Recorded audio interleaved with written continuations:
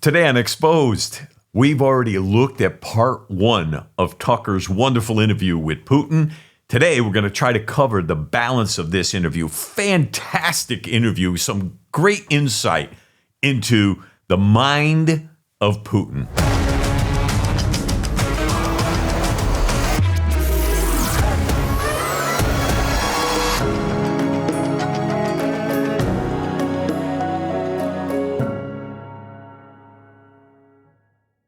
So in our last show, we covered the first part of Tucker's interview with Putin. And today we're going to endeavor to complete the balance of this interview so that we can get a better picture of the truth about Russia, the truth about Putin, and the powers that are really trying to bring about a one world government. Because for me, I know here in America, we're beginning to see that there is things happening behind the scenes, and all of it is to bring America to a place where we are actually, well, a whole lot weaker than we should be.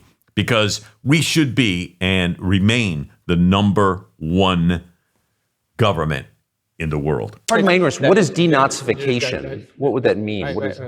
Да, вот я как раз хочу сейчас об этом сказать. Это очень важный вопрос. Денацификация. That is what I want to talk about right now. It is a very important issue. Denazification. After gaining independence, Ukraine began to search, as some Western analysts say, its identity. And it came up with nothing better than to build this identity upon some false heroes who collaborated with Hitler.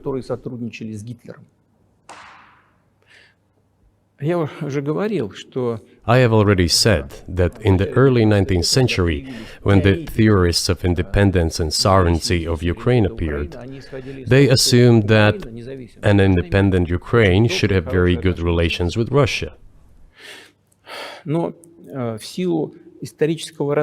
due to the historical development, those territories were part of the Polish-Lithuanian Commonwealth. Poland, where Ukrainians were persecuted and treated quite brutally as well as were subject to cruel behavior. There were also attempts to destroy their identity. All this remained in the memory of the people. When World War II broke out, part of this extremely nationalist elite collaborated with Hitler, believing that he would bring them freedom.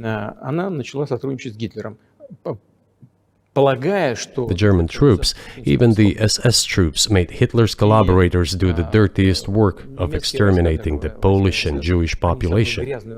Hence this brutal massacre of the Polish and Jewish population, as well as the Russian population too.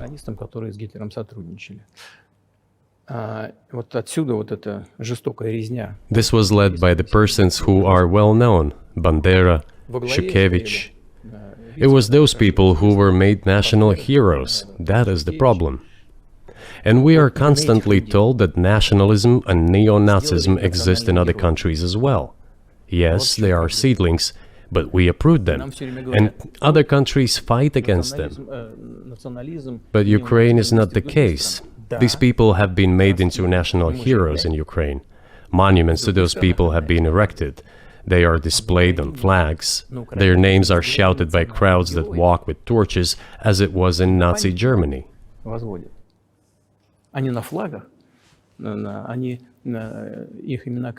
These were people who exterminated Poles, Jews, and Russians. It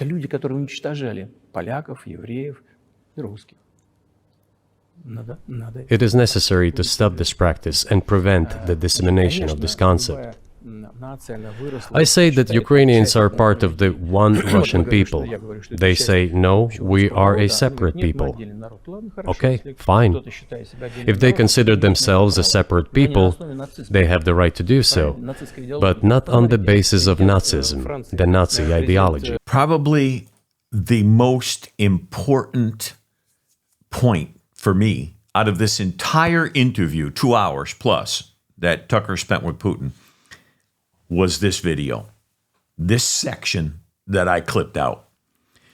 Putin goes on to explain how that after World War II, there were many people who still wanted to carry forth the idea of Nazism.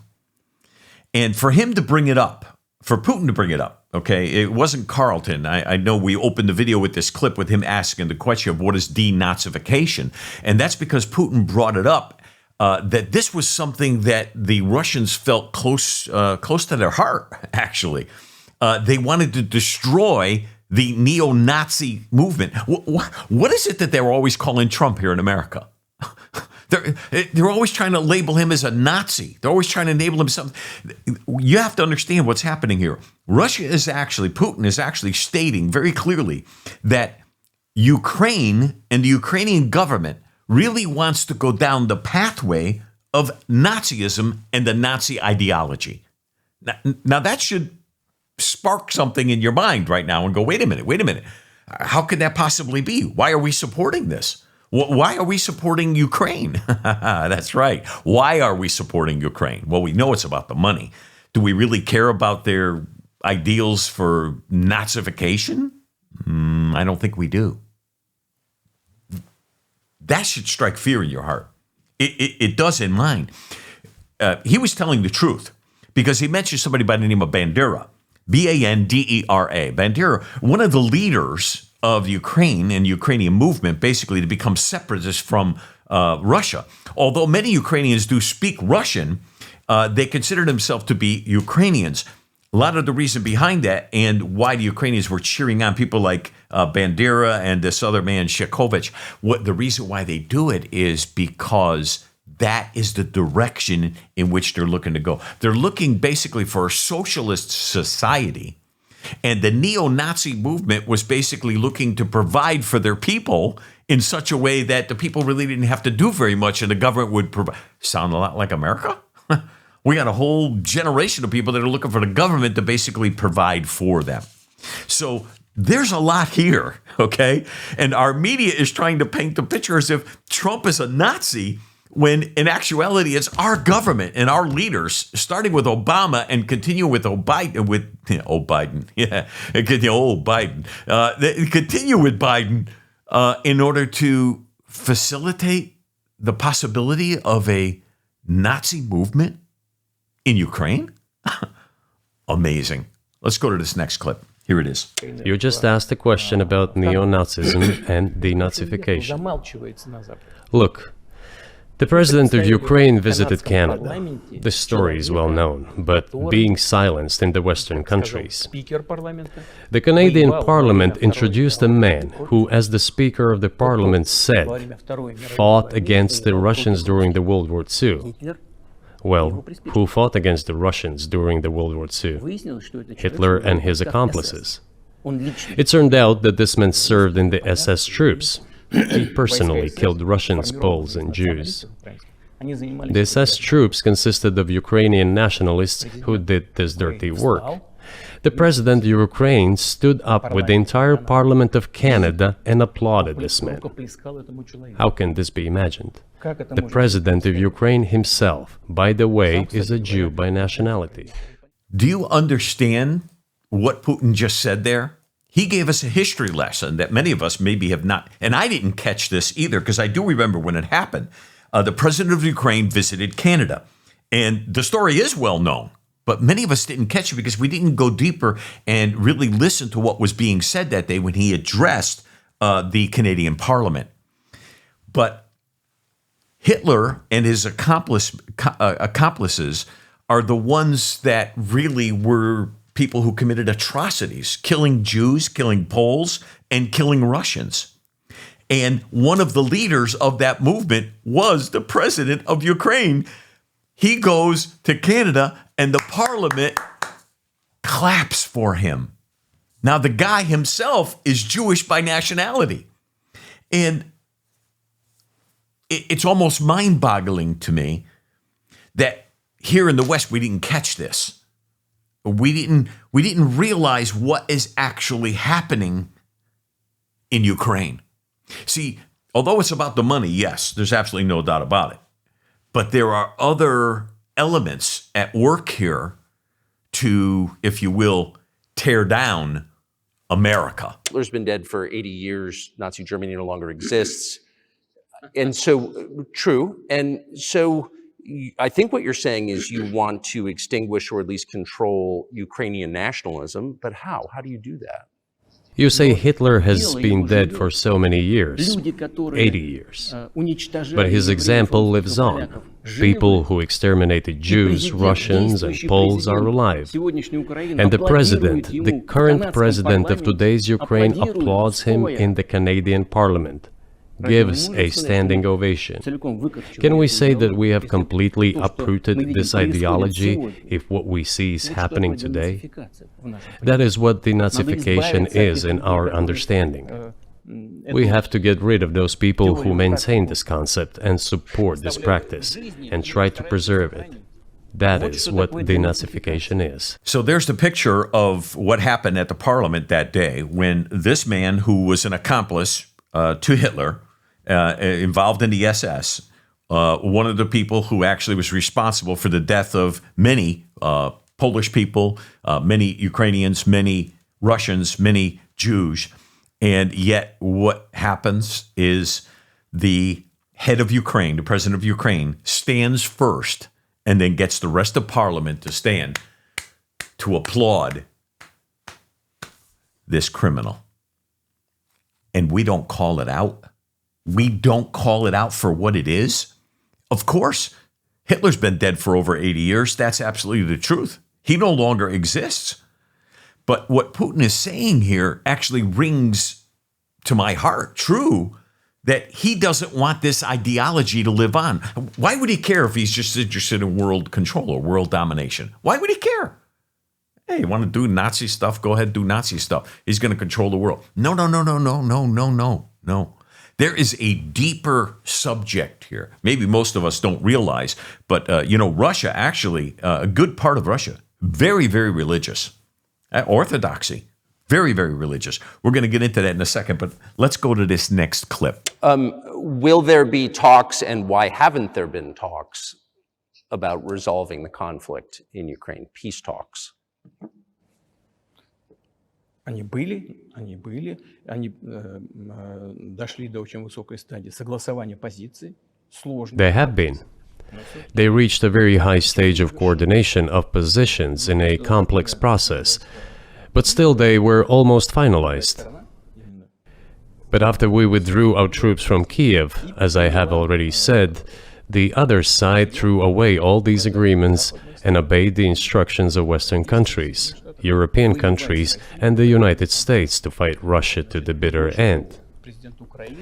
Moreover, the president of Ukraine has legislated a ban on negotiating with Russia. He signed a decree forbidding everyone to negotiate with Russia. But how are we going to negotiate if he forbade himself and everyone to do this? We know that he is putting forward some ideas about this settlement, but in order to agree on something, we need to have a dialogue. Is that not right? Well, but you wouldn't be speaking to the Ukrainian president, you'd be speaking to the American president. When was the last time you spoke to Joe Biden? I cannot remember when I talked to him. I do not remember. We can look it up. You don't remember? No. Why? Do I have to remember everything? I have my own things to do. We have domestic political affairs. Well, he's funding the war that you're fighting, so I would think that would be memorable. Well, yes, he funds, but I talked to him before the special military operation, of course. And I said to him then, by the way, I will not go into details, I never do, but I said to him then, I believe that you are making a huge mistake of historic proportions by supporting everything that is happening there, in Ukraine, by pushing Russia away. I told him repeatedly, by the way. I think that would be correct if I stop here. What did he say? Ask him, please. It is easier for you. You are a citizen of the United States. Go and ask him. It is not appropriate for me to comment on our conversation. He's still a politician at heart, let's face it. He was avoiding, coming to that question about when he talked to Biden last. But mentioning that he did talk to him before they decided to respond and go into Ukraine is important here. Putin makes it very clear that negotiations were always open and on the table. But now we have a Ukrainian president who issued basically an order which said that no one will negotiate with Russia. So all negotiations have to go through the United States. This is why Trump says, give me a couple of days or one day, whatever he said. Give me a couple of days and the war in Ukraine will be done. And I believe that. Why? Because Putin wants to come to an agreement. And let me tell you, all it takes is really one party that really wants to make it happen. And then you have the mediator, the United States, being able to put pressure on Ukraine, which we can. How? By withholding funds. You get both people to the table, you come to an agreement. It can happen. So again, this makes me wonder, why would we not do that? Why would we just be wanting to send more money to Ukraine and basically accelerate this war, exacerbate the situation instead of looking to calm the situation? We hear people like Never Nikki. She's always talking about, we gotta stop Russia at all costs. There's more to this than we're being told. And it's not just about the money. Yeah, it's about the money, but it's not just about that. It's about painting the United States as the great savior against Russia, the great evil. Oh, wasn't it like Russia that made the dossier and along with somebody else against Trump? See, the truth about all this stuff will eventually come out. They want to undermine the United States to be able to take us down a notch in the world political affairs, to be able to bring about a one world order. From the outside, it seems like this could devolve or evolve into something that brings the entire world into conflict and could initiate a nuclear launch. And so why don't you just call Biden and say, let's work this out?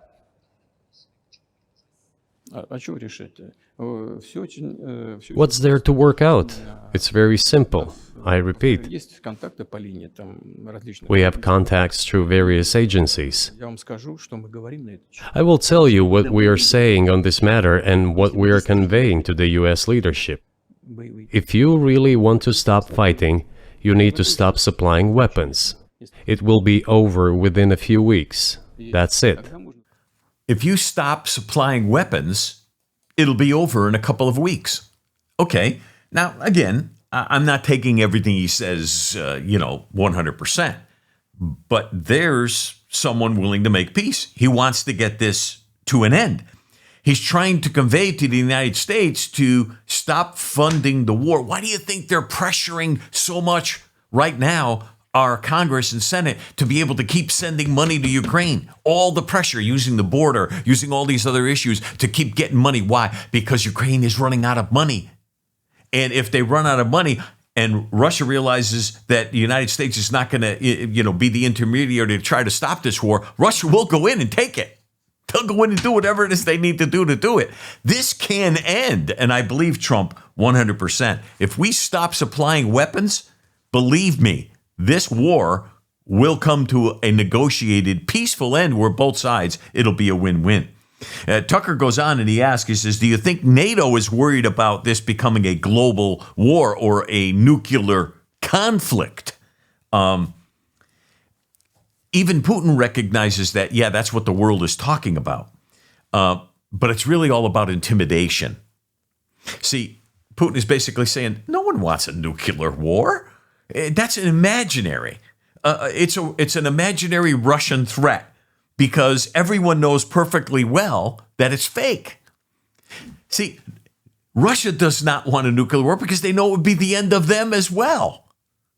One of the things about nuclear deterrent is when both sides have equal power, it is the deterrent in itself right there. Let's go to this next clip. They're trying to fuel the Russian threat. The threat I think you're referring to is a Russian invasion of Poland, Latvia, expansionist behavior. Can you imagine a scenario where you sent Russian troops to Poland?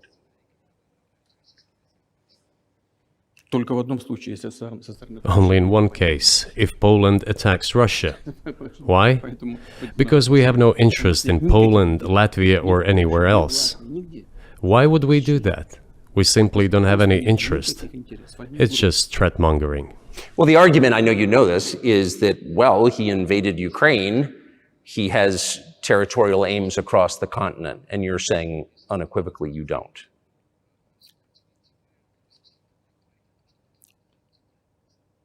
Это абсолютно исключено. It is absolutely out of the question. You just don't have to be any kind of analyst. It goes against common sense to get involved in some kind of a global war. Глобальная война поставить на грань. And a global war will bring all humanity to the brink of destruction. It's obvious. Вот. И есть, конечно, средства. There are certainly means of deterrence. They have been scaring everyone with us all along. Tomorrow Russia will use tactical nuclear weapons. Tomorrow Russia will use that. No, the day after tomorrow. So what? Выбить из налогоплательщиков In order to extort additional money from US taxpayers and European taxpayers in the confrontation with Russia in the Ukrainian theater of war. как можно. The goal is to weaken Russia as much as possible. There it is, black and white. And I know it came from Putin's mouth, but it makes sense. In answer to the threat of nuclear war, he says straight out, absolutely not. And by the way, there's no hesitation there between Tucker's question and the answer. He's listening to the interpretation, naturally. Putin does not really understand English all that well. So he's listening to the interpretation. There was no delay there. His answer was immediate. You can hear the interpreter asking the question, and as soon as it's over, he says, absolutely, it's completely out of the question. You don't have to be some kind of analyst to be able to figure it out. It goes against common sense to get involved in some kind of global war, and a global war will bring all humanity to the brink of destruction. It's obvious, he says. There it is. Does it sound like a guy who is like unafraid to have or instigate or create global war? I mean, if he was really interested, he'd say, well, yeah, we'll do it. We're going to do it. We're being told that that's who he is. But that's not really who he is. Then he goes on to say this. It's all done in order to extort additional money from U.S. taxpayers. European taxpayers and American taxpayers. That's all about. This is what the war is all about. So confronting Russia, making Russia the bad guy. And again, I'm not saying Putin is like the greatest guy on the planet, that he's the wonderful humanitarian. I'm not saying that. But I am saying that there is truth in here about the United States causing a war in order to be able to funnel money through Ukraine back to our, corporations, companies around America that make armaments, who in turn pay some of our retired government officials like Nevernicki, and they end up getting rich. So it is a machine to funnel money back and forth. One of our senior United States senators from the state of New York, Chuck Schumer, said yesterday, I believe, that we have to continue to fund the Ukrainian effort, or U.S. soldiers, citizens could wind up fighting there. How do you assess that?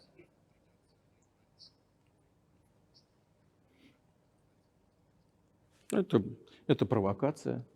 This is a provocation, and a cheap provocation at that. Американские солдаты должны воевать. I do not understand why American soldiers should fight in Ukraine. There are mercenaries from the United States there. The bigger number of mercenaries comes from Poland, with mercenaries from the United States in second place and mercenaries from Georgia in third place. Безусловно. Well, if somebody has the desire to send regular troops, that would certainly bring humanity to the brink of very serious global conflict. This is obvious. Do the United States need this? What for? Национальной территории. У вас нечем заниматься. Thousands of miles away from your national territory. На границе полно. Проблемы с Don't you have anything better to do? с государством. You have issues on the border, issues with migration, issues with the national debt, more than $33 trillion. You have nothing better to do, so you should fight in Ukraine? Понимая ситуацию, которая складывается. Wouldn't it be better to negotiate with Russia? Make an agreement, already understanding the situation that is developing today, realizing that Russia will fight for its interests to the end? К здравому смыслу. And realizing this, actually return to common sense, start respecting our country and its interests, and look for certain solutions. It seems to me that this is much smarter and more rational. Now, let's face it, doesn't that make a little bit of sense there? Now, he did mention, Russia and Russia's interests. He said partially what his interests were, to stop the denazification of Ukraine. He said partially that, he doesn't want NATO in Ukraine. So, I mean, we understand some of what he's looking for. But as far as United States sending military there to be able to fight, he's saying already, look, there are Polish mercenaries, there are mercenaries there from Georgia, and there are mercenaries there from the United States. So we already have mercenaries, are basically privately hired gunslingers, if you will, ex-military, whatever, who go and fight on behalf of a particular country or regime or whatever it might be. And so we already know that we have people there fighting on behalf of the Ukrainian president and, of course, his goals, which we don't really know what his goals are, except to amass a whole lot of money, which he has already seemed to have done. But Putin makes it very clear. He says, don't you guys have enough problems on your plate instead of being able to fund a war over here thousands of miles away when you have $33 trillion in debt? You got a border crisis going on. Look, he's intelligent. I don't think Biden could have carried on a conversation with him like this. It's obvious. But he knows what's happening here in America, and he makes some very good points. Why is our Congress and Senate, why are they so focused on Ukraine and allowing things like our own border to be infiltrated by, young men, for the most part, from all around the world, fighting age men? Why are we allowing immigration, we call them immigrants, but we know they're illegals, coming into all of our major cities to be able to, put more pressure on United States citizens like you and I, put more pressure on cities that can't already afford it, so that our government has to give them more money to be able to take care of those people? And it just becomes a bigger and bigger problem. Don't we have other issues to do other than Ukraine? Of course we do. He makes pretty good sense right there. Again, I'm not saying all his intentions are pure. I'm not saying that we have to listen and do what he says, but there is a way to come to the table. And more, this makes me recognize Trump is the man for the day. And the left don't want Trump there purposely, because they know all of what they've done will be exposed. Now, I don't know if Trump will actually expose them. I think he's gotten a little smarter politically, but stopping the funnel, stopping the money, and that will expose some of these things. And let's face it, it's being exposed now. Tucker just going there to do this interview is exposing some of the truth of what's happening. Who blew up Nord Stream? You for sure. I was busy that day. Nate, do you have I did not blow up Nord Stream. Thank you, though. У вас лично, может быть, есть алиби. У вас лично. You personally may have an alibi, but the CIA has no such alibi. Do you have evidence that NATO or the CIA did it?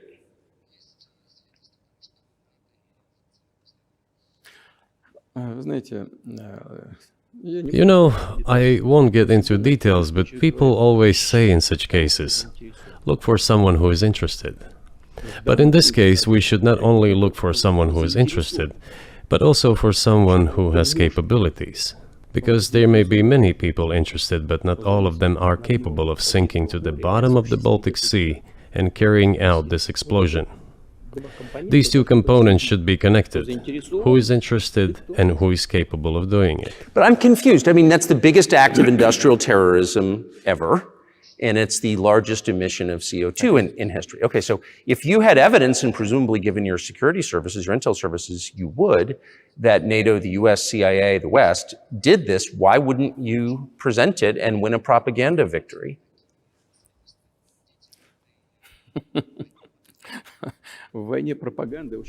In the war of propaganda, it is very difficult to defeat the United States, because the United States controls all the world's media and many European media. The ultimate beneficiary of the biggest European media are American financial institutions. Don't you know that? So it is possible to get involved in this work, But it is cost prohibitive, so to speak. We can simply shine the spotlight on our sources of information, and we will not achieve results. It is clear to the whole world what happened, and even American analysts talk about it directly. It's true. Yes, but here's a question you may be able to answer. You worked in Germany, famously. The Germans clearly know that their NATO partner did this, and it damaged their economy greatly. It may never recover. Why are they being silent about it? That's very confusing to me. Why wouldn't the Germans say something about it? Ну, меня это тоже удивляет. This also confuses me. But today's German leadership is guided by the interests of the collective West rather than its national interests. Otherwise, it is difficult to explain the logic of their action or inaction. Of course, it's difficult to explain the logic. We're talking about the blowing up of the Nord Stream pipeline, and I love the initial banter there. Tucker saying he was busy that day, but the interesting thing there is Putin didn't hold back. You blew it up. I mean, meaning the United States. And then he goes on to explain it. He goes, you have to look to see who has interests and who has the ability. Who can go to the bottom of the Baltic Sea and blow up a pipeline? Who has that ability? Well, he basically is saying, really, only the United States has that ability. And we know that, of course. And Germany knew that, of course. But Germany won't say a word. Tucker asked him the question about, well, listen, if you know that and you have the proof of that, why don't you just come out because it was, the largest amount of CO2 emitted in the atmosphere and all of that. And you'll be a hero, to the environmentalists. And he said, the truth, again, United States controls the media, not just in America, but even in most of Europe. The United States controls the media. Listen, folks, this guy is speaking some truth here. And we have to just admit it as Americans that maybe Russia and maybe Putin even himself is not as evil as we've painted him to be. And that might be hard for some of us to swallow because even myself over the years, I fell for some of the rhetoric of the news media. But without realizing that, yes, there is evil. And let's face it, in America, there's evil. But what's the overall? What's the agenda? And of course, the agenda here, as you can tell, when we laugh, we laugh for something. It wasn't a manufactured laugh. When he laughed at Tucker asking, why don't you do this? And, if the Germans knew, what happened and that the United States blew up the pipeline, why didn't they, say something about it? And he chuckled because, and he closed with these words. He said, today's German leadership is guided by the interests of the collective West rather than national interests. Does that make you think at all like it does me? If Germany, okay, supposedly one of the strongest nations there in Europe, if Germany and their leadership is actually more concerned about the whole of Germany than it is about Germany itself, isn't it possible that, leadership in the United States can be more concerned about other places in the world other than the United States? In other words, willing to put us last instead of first? Why do you think America first bothers the left so much? Why do you think talking about America first, just those words alone, they have called racist, Nazi, all kinds of propaganda? Just because you want America to be first? Because they don't want America to be first. Germany doesn't want Germany to be first, Germany's leadership. They don't want Germany to be first in Europe. Why? One world order. It's all leading to that place of the one world order. The U.S. dollar, which has kind of united the world in a lot of ways, maybe not to your advantage, but certainly to ours. Is that going away as the reserve currency, the universally accepted currency? How have sanctions, do you think, changed the dollar's place in the world? Вы знаете, это одна из грубейших to use the dollar as a tool of foreign policy struggle is one of the biggest strategic mistakes made by the U.S. political leadership. Это основа основ могущества США. The dollar is the cornerstone of the United States power. I think everyone understands very well that no matter how many dollars are printed, they are quickly dispersed all over the world. По-моему, 3%, примерно 3-4, что ли. Вот, приемлемо для США абсолютно. Inflation in the United States is minimal. It's about 3 or 3.4%, which is, I think, totally acceptable for the US. But they won't stop printing. What does the debt of $33 trillion tell us about? It is about the emission. Как только политическое руководство приняло решение использовать доллар в качестве инструмента политической борьбы, Nevertheless, it is the main weapon used by the United States to preserve its power across the world. поэтому американцы As soon as the political leadership decided to use the US dollar as a tool of political struggle, a blow was dealt to this American power. и огромные I would not like to use any strong language, but it is a stupid thing to do and a grave mistake. сокращаются запасы доллара сейчас. Все смотрят на то, что происходит, и начинают искать возможности. Look at what is going on in the world. Even the United States allies are now downsizing their dollar reserves. Seeing this, everyone starts looking for ways to protect themselves. But the fact that the United States applies restrictive measures to certain countries, such as placing restrictions on transactions, freezing assets, etc., causes grave concern and sends a signal to the whole world. В России мы What did we have here? Until 2022, about 80% of Russian foreign trade transactions were made in US dollars and euros. в наших расчетах с третьими странами. Значит, US dollars accounted for approximately 50% of our transactions with third countries, while currently it is down to 13%. It wasn't us who banned the use of the US dollar. США приняли решение ограничить наши расчеты в долларах. We had no such intention. Полная дурь. It was decision of the United States to restrict our transactions in US dollars. I think it is complete foolishness from the point of view of the interests of the United States itself and its taxpayers, as it damages the US economy, undermines the power of the United States across the world.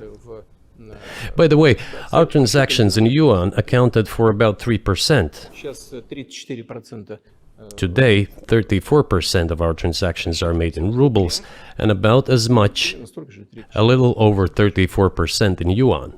Зачем Соединенные Штаты это сделали? Why did the United States do this? My only guess is self-conceit. Думали, наверное, что They всё probably thought it would lead to full collapse, but nothing collapsed. Moreover, other countries, including oil producers, are thinking of and already accepting payments for oil in yuan. Do you even realize what is going on or not? Ну, вы понимаете, что это такое происходит? Does anyone in the United States realize this? Понимаете, в тех же Соединенных Штатах. What are you doing? You are cutting yourself off. All experts say this. То, что всегда... Ask any intelligent and thinking person in the United States what the dollar means for the US. Что такое доллар? You're killing it with your own hands. I'm lost for words. And I've heard that 3 or 4 times. I mean, I've gone through this over and over again. He says, we're killing the US dollar with our own hands. He admitted that the United States, the dollar is the cornerstone of the United States' power. And then he goes on to say that it doesn't make sense as to why the United States would use the power of its own dollar against itself by limiting transactions like with Russia in US dollars, causing them to have to now use yuan and rubles for exchanges around the world instead of the US dollar. So basically, what we're talking about here is the de-dollarization around the world that's happening, looking to take the dollar as the world reserve currency and move it out of that position, which would basically cause the U.S. economy. It wouldn't happen overnight, but it would begin the downslide of the U.S. economy, really overall collapse. And that's already happening. We've done some other shows on BRICS and some of these other countries that are joining in BRICS, and that they're all beginning to use other currencies other than the U.S. dollar. So Putin is speaking here with great knowledge It doesn't matter how long he studied for this interview. I can tell you this. Biden couldn't have did it if he had a teleprompter in front of him, okay? This guy knows what he's talking about. He had numbers and statistics off the top of his head. He has no notes. Tucker has one page there with some questions. Putin has no notes.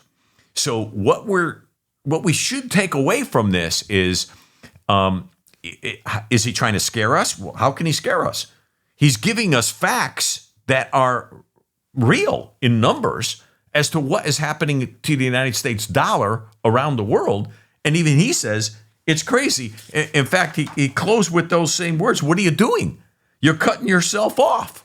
Even experts, financial experts around the world say the same thing. And yes, they do. They're saying that.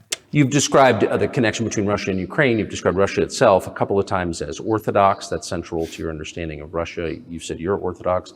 What does that mean for you? You're a Christian leader by your own description. So what effect does that have on you?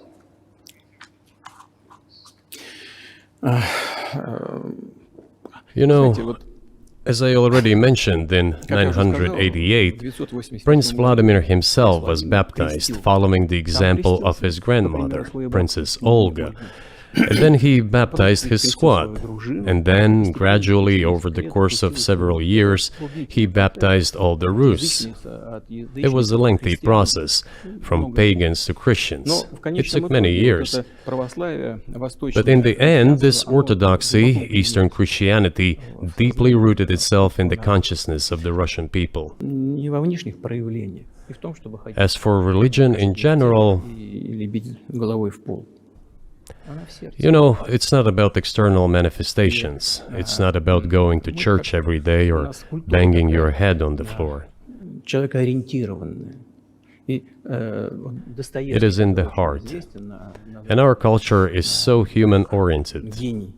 Dostoevsky, who was very well known in the West and the genius of Russian culture, Russian literature, spoke a lot about this, about the Russian soul.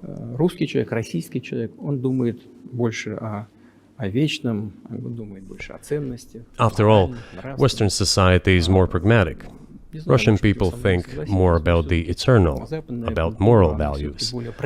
I don't know, maybe you won't agree with me, but Western culture is more pragmatic after all.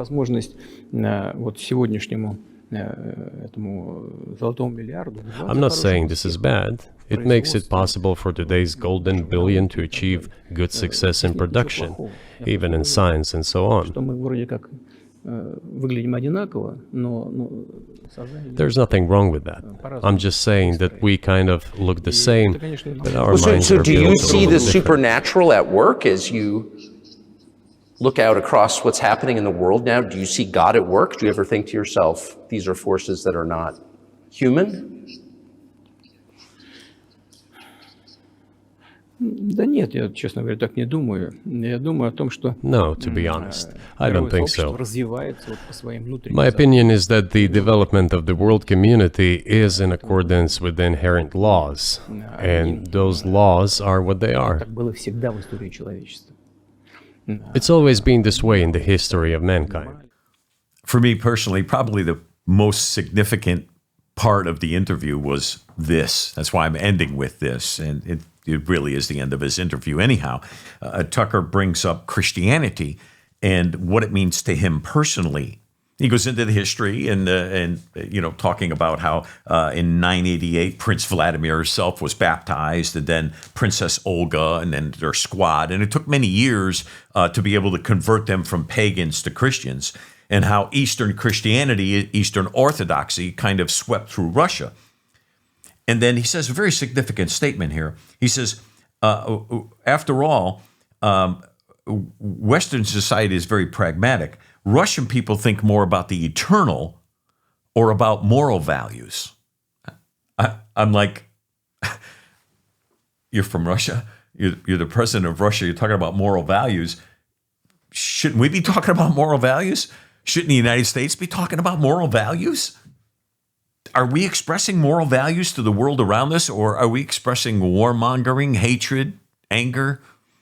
What are we expressing as a nation, as a country? Western culture, he says, is much more pragmatic after all. And he again, this was not, by listening to him, you come away with, he was really speaking what he believes. Okay, this was not a rehearsed speech. This was not something that he, thought about before. I don't believe he even understood that this question was coming. He answered this question according to what he believes. And there it was in black and white. And in the end, again, it draws a distinction between Eastern Orthodoxy and, Western Christianity. Significant differences, although here in the West, in the United States, we have many mainline traditional churches, many mainline traditional Christian denominations. And of those, most of them would have probably answered this question the same way. Tucker says, so do you see the supernatural at work, out in the world right now? Do you see God at work? And his answer was no. To be honest, I don't. And I would have expected that answer from someone who claims Christianity, wears the sign or a cross. He doesn't have a cross on, but, here in Western culture, people wear a cross, and that means they're a Christian. That happens a lot today. People are Christian because they go into a building on Sundays or whenever, and because their grandfather, great-great-grandfather, grandmother, sisters, aunts, and uncles all were baptized, that they somehow are now Christians. But he makes it very clear he doesn't believe God is at work. He doesn't see the supernatural at work. And that saddens me as the Christian, but from a very realistic point of view, I could tell he was telling the truth. And I applaud him for that. He doesn't see it at work. But I do. And many of us do. We see the supernatural at work, both good and bad. We see evil and we see good at work. Right now in our administration, and it saddens me to be able to say that we have an administration that is actually working more on the behalf of evil than it is of good. But the idea of a one world government, the idea of the world coming under a one world system, scripturally speaking, we know will eventually one day happen. That will happen. Talks about it in the book of Revelation. And that is not a good thing when it does happen, but it will happen. But does that mean we just give in and kind of say, okay, let's let it happen now? No, as Christians, we're supposed to fight the good fight of faith. And I bring all this up because I think that as truth is exposed, as we here on the show try to expose truth, we need to look at it realistically from both sides. And what is America doing to benefit America? What is America doing to benefit the world? And right now, unfortunately, it seems like America is more interested in the world as a whole than it is in America itself and the American taxpayer. And we're the ones that foot the bill. So this, you're going to hear a lot about this in the coming days, about this interview that Tucker did, fall out from it. And you're going to hear a lot of us people like-minded talking about the benefits of this, exposing the media, exposing the left and their agenda. And I say, again, this all leads to only one direction, at least right now, the upcoming election in 2024. What are we going to do? Well, we got to change. We got to do something to change what's happening. And the only way that happens is, we got to bring in an outsider. Before all this election stuff started, I really liked Nikki Haley for years that she was in the Trump's administration. But then near the end, there were some things that she did and started to combat and come against Trump. And I, at that point, began to turn my direction against her instead of for her, realizing that, she had some other plans. And sure enough, those plans are exposed readily today to us, any one of us that are following her campaign. Here she's still in, knowing she's 28 to 30-some points down in her own home state. But yet she's going to keep staying in the race. It tells me something. It tells me the left are grasping at straws. And they themselves would even vote for a Republican in name, kind of like, John McCain or whoever. They would vote for someone like that over Trump because these people are insiders. They're part of the same system. They may wear the label of Republican, Christian. They may wear the label, but doesn't mean that they are. So I hope this sheds some light, as it did for us, on where we're headed as a nation. What are we going to do? Well, let's get ready. Let's tell the world, let's tell our family, let's tell our friends, get ready to vote, and let's encourage them to vote for change this coming November. My name is Mike Calo. This is Exposed, the Calo podcast. God bless you, and God bless the United States of America.